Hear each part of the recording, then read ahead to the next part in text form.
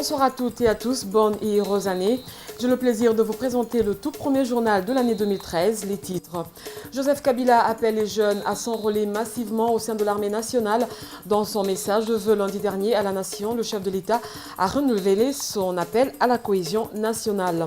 Nouvelle sanction du Conseil de sécurité des Nations Unies contre les responsables des groupes armés œuvrant dans l'Est de la RDC, le M23 et les FDLR sont principalement visés, des sanctions jugées insignifiantes par les ONG congolaises de droits de l'homme. Enfin, cette relation qui reprend de plus belle entre le gouvernement et la FEC, après le passage d'un gros nuage noir autour du climat des affaires, la FEC et le gouvernement se retrouvent pour faire la paix pendant les festivités de fin d'année. Nous avons un invité dans ce journal, c'est Alain Moulaba, président de l'ONG APAPCA, Action pour la promotion agropastorale du Kassai oriental.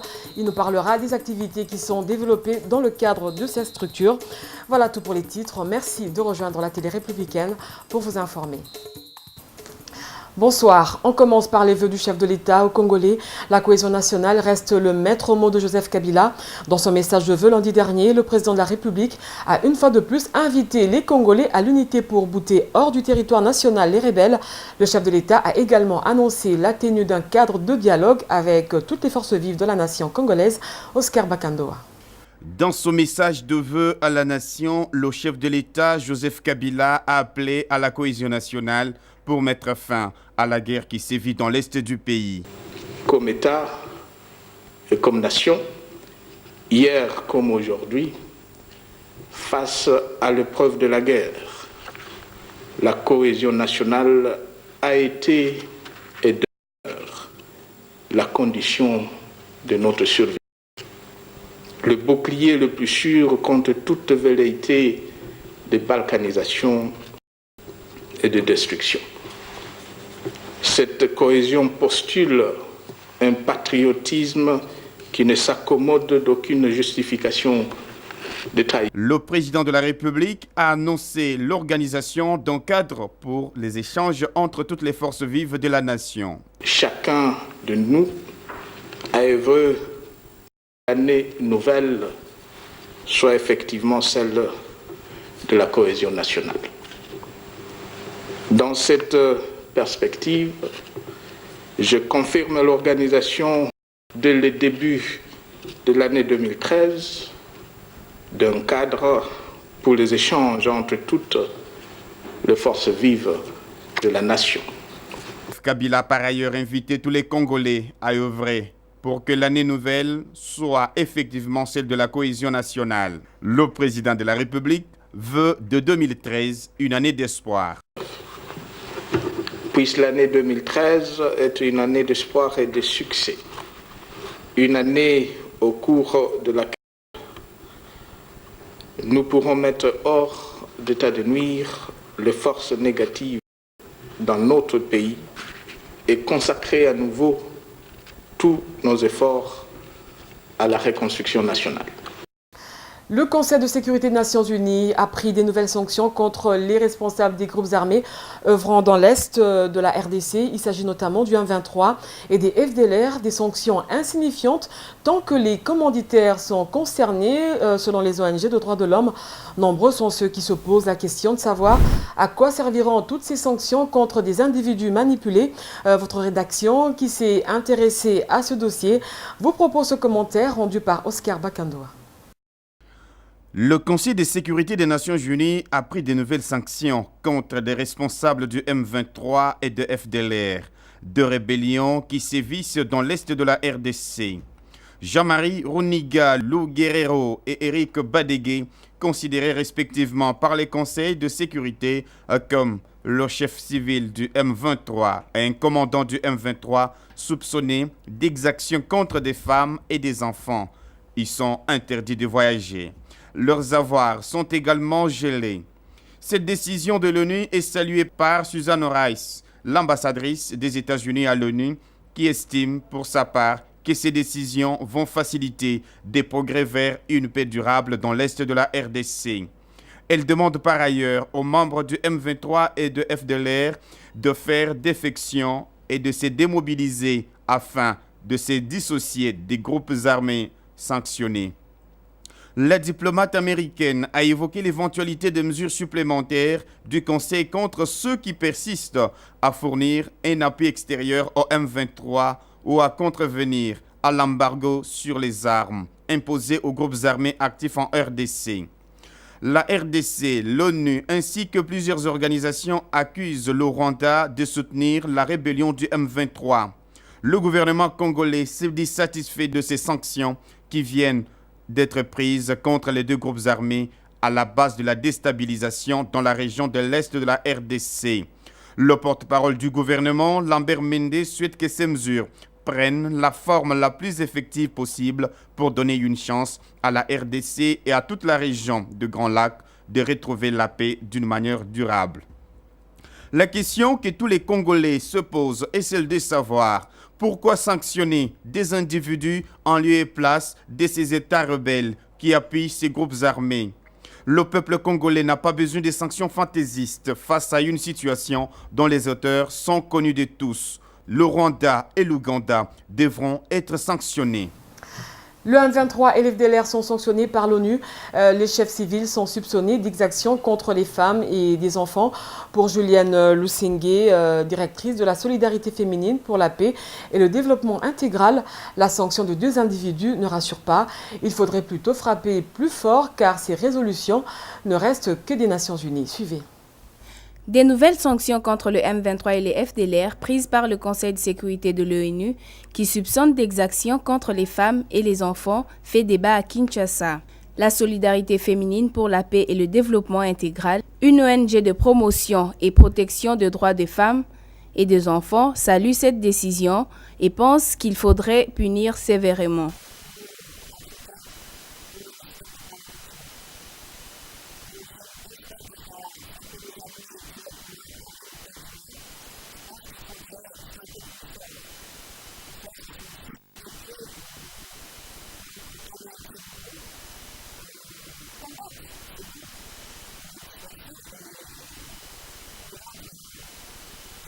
Par ailleurs, Julienne Lusenge invite les autorités du pays à s'associer aux efforts de la société civile en vue de trouver une solution durable en faveur de femmes qui sont violées.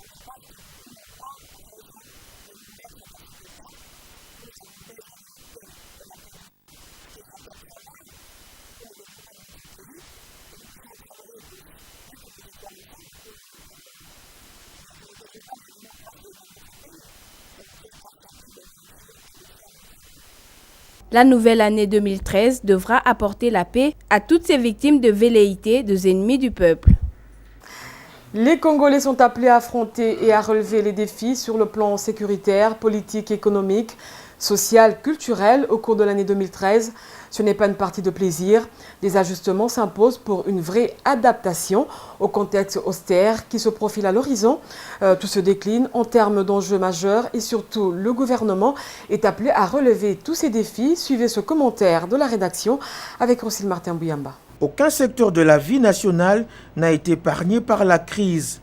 Dans des domaines où le gouvernement et tous les acteurs ont fait la preuve de leur savoir, faire de leur détermination à aller de l'avant, des pesanteurs inattendus sont venus assombrir d'heureuses perspectives qui devraient en découler. Au final, les Congolais n'ont pas pu récolter les fruits de sacrifices et autres efforts soutenus après des durs labeurs. Le danger de la balkanisation, il est un défi permanent qui doit être relevé cette année. Mettre un frein au projet de balkanisation de la République démocratique du Congo, prise en termes d'enjeux, la démarche ne doit pas être réservée au seul État congolais.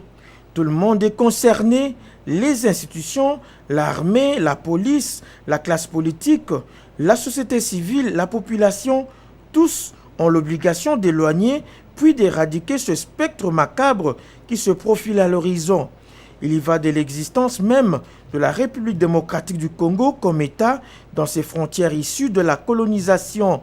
La mise en garde part de l'occupation de Rutshuru et de Nyiragongo, deux territoires du Nord Kivu par le M23. La menace de reprendre la ville de Goma est toujours d'actualité malgré les pourparlers de Kampala.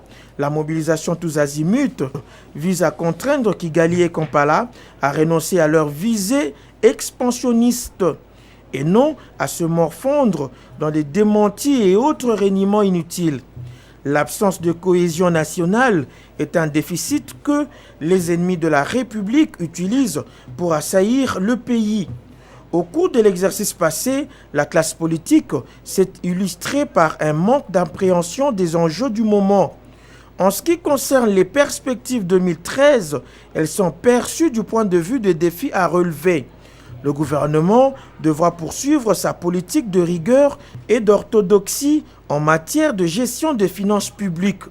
Il doit également se trouver d'autres sources de ressources extérieures en accélérant le processus pour un nouveau programme avec le FMI, ce qui aidera à lui offrir des vannes de financement extérieurs à des taux conventionnels. L'autre défi majeur, c'est la création d'une armée dissuasive telle qu'annoncée par le chef de l'État. Il s'agit d'un agenda prioritaire qui exige des moyens conséquents, lesquels ne peuvent être trouvés qu'en travaillant de manière assidue. La coopération avec des États partenaires dans le secteur devra également être mise à contribution pour atteindre l'objectif de la modernisation des forces armées de la République démocratique du Congo. Ce socle de l'existence même d'un État manque cruellement à la RDC. Enfin, les jeux démocratiques doivent être relancés. Le dynamisme de 2006 doit être retrouvé afin d'éviter à la nation de retourner à la case départ. Aucune question ne devra être éludée par le Parlement afin de ne jamais donner le prétexte à des rébellions ou de contestation de la légitimité des institutions. Autre grande actualité de ce début d'année, le gouvernement et la FEC, de nouveau ensemble, ils se mettent en harmonie sur la thématique et l'agenda du travail pour l'année 2013. Les deux parties étaient en réunion ce mercredi à la primature, cela en vue de pousser de l'avant les activités économiques. Roselyne Martin-Bouyamba. 2013 est là, le gouvernement et la Fédération des entreprises du Congo décident de marcher en harmonie pour encourager les autorités d'aller en avant sur le plan économique. Le souhait des deux parties est qu'il y ait l'amélioration du climat des affaires. Cela va revitaliser, à en croire Albert Yuma, un dialogue constructif. Nous allons nous réunir dès la semaine prochaine pour le lancement officiel des activités du cadre de concertation économique entre le gouvernement et le secteur privé, qui sera le cadre où, ensemble, nous allons étudier les mesures économiques, fiscales et autres pour pousser l'activité économique. Ce nouvel an permet aux deux parties d'enterrer la hache de guerre. Il privilégie enfin l'intérêt supérieur de la nation en matière économique. Ainsi, ils ont convenu pour la thématique et l'agenda du travail. Le projet de loi modifiant et complétant la loi sur la Commission électorale nationale indépendante n'a pas pu être voté ce mercredi à la Chambre haute du Parlement. Faute de quorum, les sénateurs devront se retrouver avant la fin de cette semaine pour ce vote. Rappelons que ce projet de loi avait déjà fait l'objet de vote à la Chambre basse du Parlement. Je reviens sur mon invité, Alain Malaba, bonsoir. Bonsoir. Vous êtes dans l'agro-pastoral. Quel projet développez-vous exactement? Nous développons des projets de culture de maïs dans un premier temps. Nous possédons 380 hectares de terre dans le territoire de Luilou et nous comptons y réaliser de l'élevage et de l'agriculture. Nous allons commencer par un projet pilote agricole de 3 hectares pour le maïs. Est-ce que vous avez des partenaires qui vous soutiennent? Parce que vous contribuez quand même au développement social de la population congolaise? Oui, nous avons des partenaires au niveau de la France où le siège est établi et au niveau de la République démocratique du Congo où on est représenté par un siège dans le Kasaï oriental. Au niveau de la France, nous avons le Grand Lyon qui est la communauté des communes qui environne la grande ville de Lyon qui nous soutient, et il y a des réseaux associatifs et des appels à projets permanents qui permettent aux associations de bénéficier des financements pour réaliser des projets dans leur pays d'origine ou dans les pays en voie de développement. Mais ça fait combien de temps que votre ONG existe? Ça fait 10 ans cette année, en 2003, parce que l'association a été créée à Lyon le 10 septembre 2003 et elle a été établie en RDC sous forme d'ASBL en 2004 Et donc ça fait 10 ans que nous existons. 10 ans après, vous revenez au pays, et surtout dans le Kasaï oriental. Pourquoi? On est rattrapé par nos origines. Donc nous avons quitté ce pays parce que nous avons vu qu'au niveau développement, au niveau infrastructure, il y avait des manques. Nous sommes allés de l'autre côté, nous nous sommes servis et nous avons pensé qu'il était temps de ramener ce qu'on a trouvé là-bas pour nos frères afin qu'ils vivent comme ils le devraient. Mais d'où est-ce que vous est venue cette idée de créer cette ONG? Vous avez d'autres succursales à travers le monde ou en France particulièrement?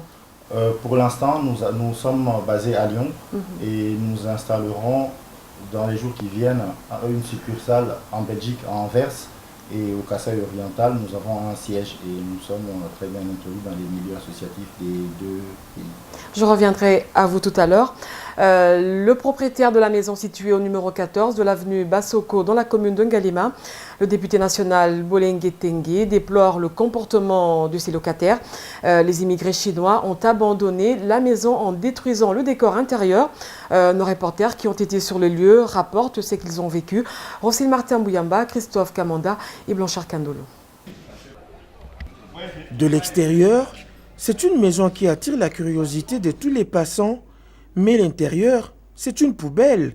Elle a été mise en location par son propriétaire au chinois de la société Chunlin depuis 4 ans. Tout est détruit et la maison est abandonnée par ses occupants. Voilà qui inquiète son propriétaire, le député national Bolenge Tengue. Aucune réflexion, rien vraiment à l'intérieur, même pas la peinture pour garder la maison. La maison, ils ont occupé ça pendant 4 ans. Et quand on a pris la possession de la maison ici, ça fait presque maintenant 6 mois. 6 mois, ils nous ont demandé la mesure de grâce. Et on leur a accordé ça. Et aujourd'hui, ils sont partis. Maintenant, en essayant de vérifier l'état de la maison, on était vraiment désolé pour voir comment les personnes qui viennent dans notre pays et qui prennent possession de nos maisons pour y habiter se comportent dans ce sens-là. On veut seulement montrer à la face du monde que ceux qui viennent, qui nous respectent aussi avec les biens que nous leur cédons. Loin d'intenter un procès contre ces immigrés chinois, le propriétaire déplore ce comportement qui frise le sabotage des efforts que les dignes fils du pays déploient pour la reconstruction de la République démocratique du Congo. La fête de la Saint-Sylvestre ne se serait pas bien passée dans certains coins de la capitale. Pour ceux des Quinois interrogés à Tchangou par nos reporters, l'impayement serait à la base de cette situation. Dans d'autres coins, l'ambiance était visiblement, cela dénote selon l'opinion, une apparence trompeuse. Roselyne Martin Bouyamba et Blanchard Kandolo. Adieu 2012, vive 2013. Le souhait des uns et des autres est que cette année apporte bénédiction, prospérité et surtout la paix au peuple congolais. 2012, selon les personnes rencontrées par nos reporters, présente un bilan plutôt négatif. Cela est dû, explique-t-il, par l'impayement de fonctionnaires de l'État. Fête eza na mouvement à mon côté parce que vie sociale eza malamu te. Baza kofuta bato malamu te, bato bazwi eloko moko te. En tout cas, même à Tambongo, pourquoi Tozo comprend d'habitude il y a les 31 on a battu belé la barre, on va des belé mais les lobbies non là je ne sais pas si au moment il va quitter ça vide. On est les gars bien té. To kemba fort, on débat tout mo boye. Toi la pays mo boye souffrance toi la richesse na biso belé. Pour changer à l'andria bonne année. Toutefois, ils ne perdent pas espoir pour ce nouvel an. Beaucoup souhaitent que 2013 apporte bien de bonnes choses au pays et surtout au peuple congolais. 2013, tu as souhaité que 2013 est la année il y a merveille, année il y a bénédiction, année il y a l'objectivité de Balobara.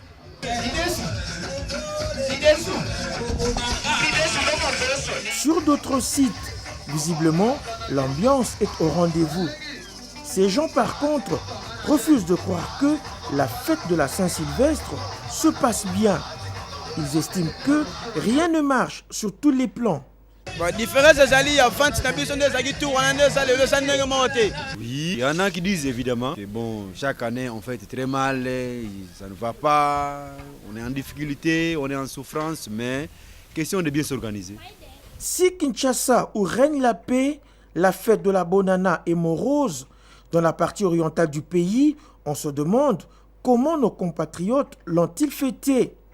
Meilleurs vœux se disent à Kinshasa et dans d'autres provinces du pays. Et au Kivu, dont certaines parties sont sous occupation, c'est la consternation la plus totale. 2012 s'en va, 2013 est là. Il va falloir que quelque chose dans les sens positifs pour redonner espoir à l'ensemble de la population congolaise. Je reviens sur mon invité, M. Alain Moulaba. Vous prévoyez demain de vous rendre dans le Kasaï oriental. C'est pour y faire quoi exactement? Mon voyage pour demain au Kasaï oriental se justifie par l'achèvement du projet d'eau et d'assainissement en Gandajika, où nous sommes en train de construire un puits d'eau potable pour 300 bénéficiaires environ et des blocs sanitaires. Et ensuite, c'est pour lancer le plus grand projet depuis la création de l'association APAPCA, c'est le projet de la promotion de la femme kassaïenne. Vous revenez au pays, M. Alain Moulaba, je crois que c'est ça, 10 ans après.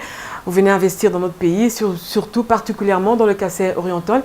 Pensez-vous que c'est facile d'investir dans un pays où la situation économique est quand même un peu compliquée? Je pense que c'est dans des situations pareilles que le besoin vient d'épauler l'État, les économistes et les autres institutions par des moyens plutôt moraux dans le milieu associatif, car notre mission constitue plutôt à la formation, l'information et à la sensibilisation des femmes. Nous renforcerons les capacités des femmes à participer à la lutte contre la pauvreté et à se prendre en charge dans le domaine de la santé, de l'éducation, de l'hygiène et du droit. Est-ce que vous avez un dernier mot?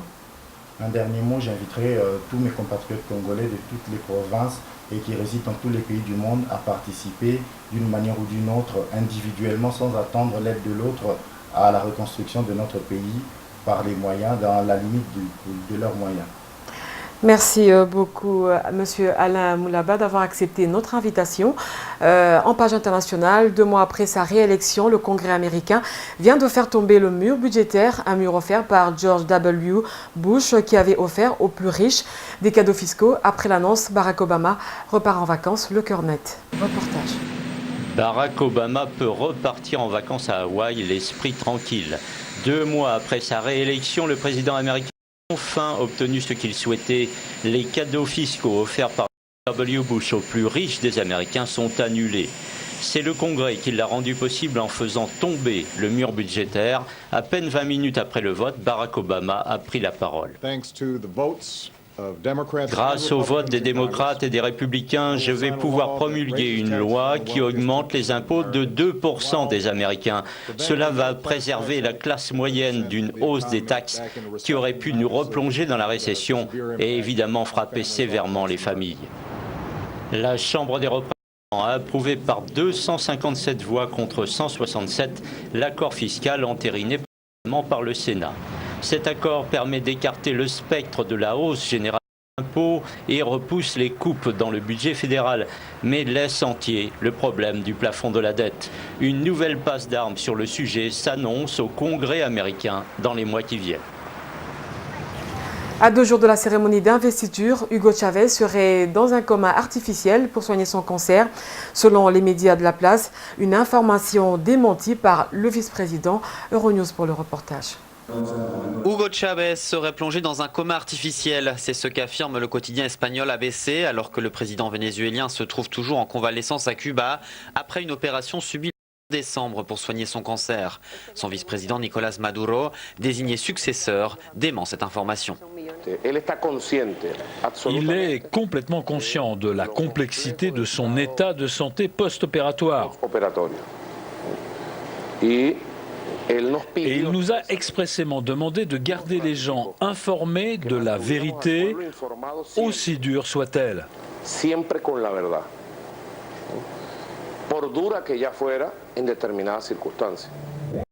Réélu en octobre, Chávez devait être investi le 10 janvier. Au vu de son état de santé, certains envisagent que la cérémonie ait lieu à l'ambassade du Venezuela à Cuba ou qu'elle soit reportée.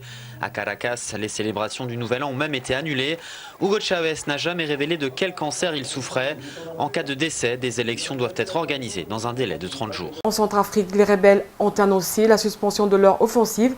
Ils se disent prêts à participer au pourparlers avec le gouvernement central en vue d'assurer une transition du pouvoir en Centrafrique. Euronews. Les rebelles de Centrafrique n'ont plus vraiment le choix face à la détermination des pays d'Afrique centrale. Ils annoncent la suspension de leur offensive sur Bangui, la capitale centrafricaine, et ils se disent prêts à participer aux pourparlers qui se tiennent à Libreville au Gabon. La solution politique de leur point de vue serait une transition du pouvoir en Centrafrique dont le président actuel serait exclu. Mais les dirigeants d'Afrique centrale, particulièrement l'allié, le président du Tchad, se refusent à lâcher le chef de l'État central. Ils envoient plus de troupes le Gabon pour protéger le pouvoir de François Bozizé. Nous sommes disposés. En tout, les effectifs de la force d'Afrique centrale déployés en Centrafrique devraient atteindre 760 hommes en fin de semaine. Leur commandant a mis en garde la rébellion. Toute tentative de prendre Damara, le dernier verrou sur la route de Bangui, sera considérée comme une déclaration de guerre. Et c'est la fin de ce journal. Mesdames, Messieurs, merci de l'avoir suivi à Kinshasa et à Brazzaville. D'ici là, portez-vous bien. Au revoir.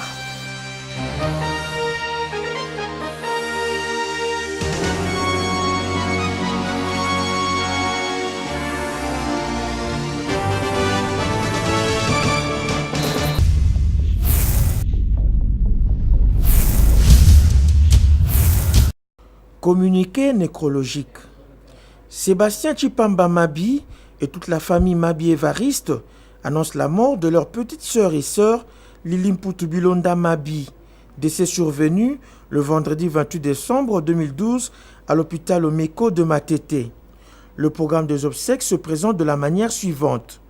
Jeudi 3 janvier 2012 à 10h, levée du corps de la morgue de l'hôpital Saint-Joseph de Limete, suivi de l'exposition à la place City Train à Matete. Recueillement, dépôt de gerbes de fleurs et dernier hommage à l'illustre disparu. Vendredi 4 janvier 2012, enterrement au cimetière de Mikonga 1. Qu'on se le dise.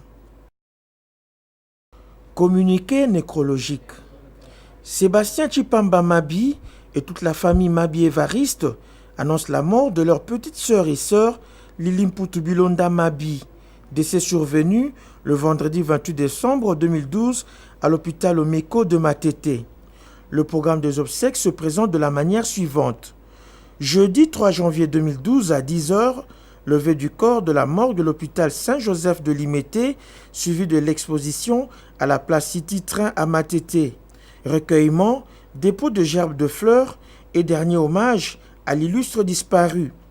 Vendredi 4 janvier 2012, enterrement au cimetière de Mikonga 1. Qu'on se le dise.